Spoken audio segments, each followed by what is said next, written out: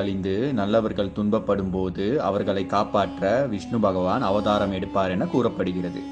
இப்படி பூமியில் தர்மத்தை காத்து நீதியை நிலைநாட்ட விஷ்ணு 10 அவதாரங்களை எடுத்துள்ளார்.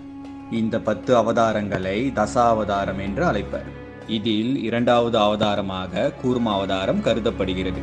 கூர்ம அவதாரம் என்றால் ஆமை அவதாரம் ஆகும். விஷ்ணு கூர்ம அவதாரம் எடுத்ததை பற்றி மிகவும் சுவாரஸ்யமான புராண கதைகள் கூறப்படுகின்றன. ஒரு தடவை துர்வாசக முனிவர் வைகுண்டத்தில் இருந்து தேவலோகத்திற்கு செல்கிறார்.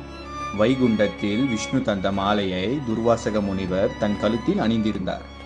அவர் தேவலோகத்திற்கு வரும் வழியில் இந்திரன் ஐராவதம் என்ற யானையின் மீது ஏறி வருவதை பார்க்கிறார்.